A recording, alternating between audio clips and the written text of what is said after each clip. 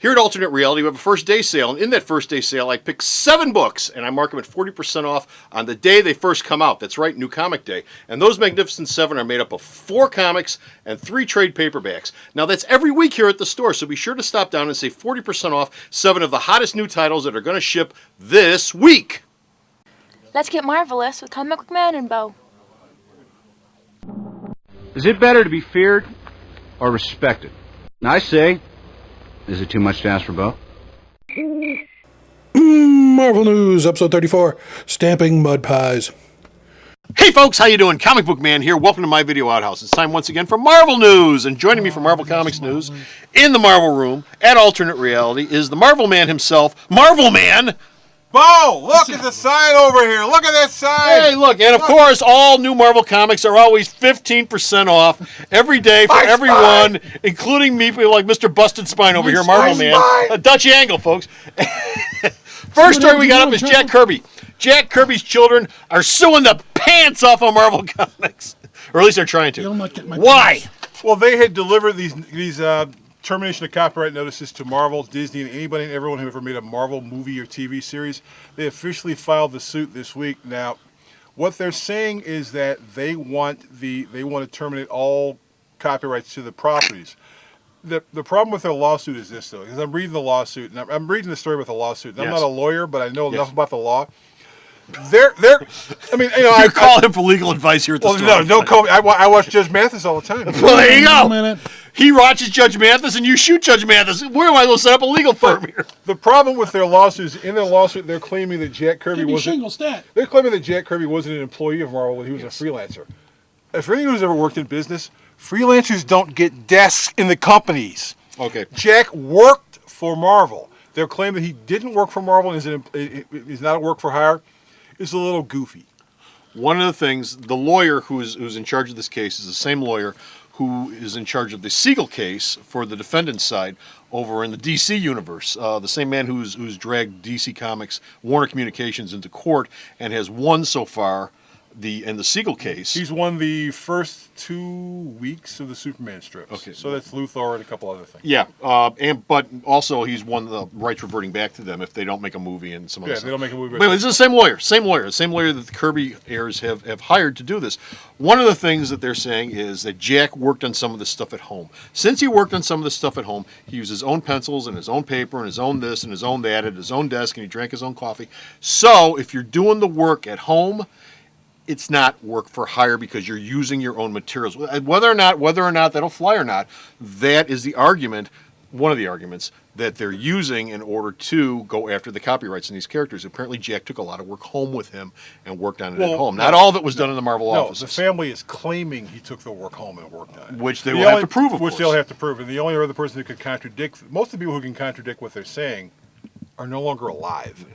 So, I mean, and Stan's definitely not going to... He's going to go, no, he worked in the office with everybody else. Yeah. They're also claiming something else weird about this lawsuit. Remember years ago when Jim Shooter was editor-in-chief at Marvel? The Ghost of Jack is here. It was the Ghost of Jack. Those were dark days. Yes. It's not even a Jack book. The deal was the fact that the Kirby family claimed that, this is when Jack was still alive, Marvel kept all of Kirby's artwork. Now... Marvel gave the family all the artwork back way back then. They gave back as much as they could find. They gave out as much as they could find in the offices, and right now the family is saying, no, Marvel didn't give us back any of the artwork. They have all of it. Now, since this point, Marvel's laid into offices like 2 or 3 times, and there are people who walked out of the office with that artwork, and so it's going to be kind of hard for them to go, well, you have to return something that someone stole in the first place. Well, that was the problem. That was the problem with Marvel. There was a point in time, believe it or not, kids, back in the 70s and 80s, where nobody gave a rat's ass about the actual artwork. It sat in the offices and sort of piled up in a corner, and nobody paid a lot of attention to it. Rain dropped on it. And nobody cared much about it. And if people wanted to take some home or like write notes on the back of it or tear it up and write their laundry list on it, the attitude was whatever, who cares?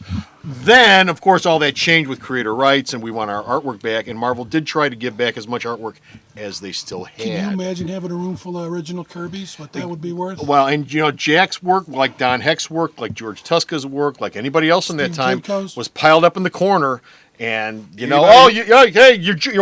visiting the Marvel offices. Here, you visit the Marvel art. Have a piece of original art. Right. Oh, thanks. That stuff like that would happen all the time. So it's like, Okay, that's a great thing to assume, but you're never going to get all that work back because the people stole it. Yeah. Well, if you're giving it, no, you didn't steal it. They were given it. Look, Okay, the family got it back. Some people just didn't walk out the door with it because it's not like it was under lock and key or anything. It was gifted. Okay, but anyway, that's the Jack Kirby lawsuit story. Next up, Captain America. Captain America is doing something with Zemo in issue 606. 606 would be the first story during the Heroic Age. Will be the debut of new regular penciler. We've been using the regular Captain America book as a graphic for a while, so I decided to bring up another book because it's got Captain America in it. The book will be drawn from 606 on by Butch Geist, and the story will involve Helmut Zemo, the son of the original Baron Zemo, go after Captain America, who is Bucky, because he goes, "Wait a minute, I thought my father killed you." I thought Zemo's kid was dead. I thought he died in an issue of Cap and Falcon where he got the thing stuck to his head. No. Zemo, glue fell on him or something. No, he was in Thunderbolts. Oh, was he? Okay. And, okay. I'm thinking back in the 70s. Yeah, Fabian Nicieza worked on a miniseries with him where he was supposedly going for a new path, and apparently his new path is, that guy's supposed to be dead. My father's supposed to kill him. I need to kill him now. Okay. That arc will be basically set up the entire year's worth of run on Captain America stuff. Great. Amazing Spider-Man is going to present to you The Black Cat by Jen Van Meter. That's right. Jen Van Meter, I think she did that Western book for DC sometime last year, Cinnamon or whatever the heck it was. Yeah. She also did. Well, that wasn't last year. Well, that was a couple of last years. She also did Hopeless Savages. She's going to be doing a 3-4 miniseries with Javier Pulido involving the Black Cat, and it'll basically show Black Cat while she steals stuff from the people she's working with. And Jen Van Meter being hired is also part of Marvel's initiative this year to hire as many women as humanly possible. There. And Jen Van Meter is a woman. Thumbs up for the Women's Initiative and thumbs up on women's comics all this year. Brian Reed and Phil Barones will team up also on Amazing Spider-Man Presents American Son. Spidey's presenting all sorts of stuff. He's Black Cat, American Son, Jackpot. He's just presenting like Spidey's crazy. just all over the place. And you know what's great about these? Spidey presenting them does not sell them one issue more than if he didn't present them. But it looks good in your box when you put it in files. That miniseries will focus on Harry Osborn and his half-brother, Gabriel Stacy. You're going, Gabriel Stacy, wait a minute. What? Sins Past. Remember Sins Past? Yes. What happened in Sins Past? We found out that that Norman Osborn knocked up the Gwen Stacy clone. Right. And she had 2 kids. Yes. Oh, that's right. One of which is named Gabriel. Now, the American Son armor was invented, and the only person who can use that armor is Harry. But because of his DNA? Because of his DNA. But and who shares his DNA? Well, yeah, because Harry's not wearing the armor right now. But people are going, the American Son guy's back, and it has to be you. And Harry's like, no, it's not me. And by the way, they said this is going to be a little dark because Harry has a little bit of a history of having chemical issues. And the fact that people are following him and accusing him of things sort of makes Harry a little on the shaky side. His ward is a drug addict. Oh, no, that's DC. Anyway, okay. His son is a drug addict. Which is the same as a ward. The same as a ward. It's not. A son is not a ward. Well, biologically. Speedy was a drug addict. Speedy was a drug addict. Who was a ward. Yes. Was he put in a refrigerator, by the way? What? Something about DC and people being put in refrigerators. No, that was Kyle Rayner's girlfriend. Oh, okay. That's Kyle Rayner's girlfriend. That's disgusting. Anyway, that's it. We're done. We're finished right here. That's all the DC Marvel news. You didn't say media this time. We were talking about DC. Yes, we were. That's all the Marvel news we got for this time. But you can hear more Marvel news and read more Marvel news. Hear it and read it at the store's website. Roll around in it. And hear and read. You can jump into your computer and roll around. Don't you have your iPads yet? And hear and read. Shut up. They're going to put me out of business. So just go to the store's website, which is at www.myalternatereality.com. Write it down for next time.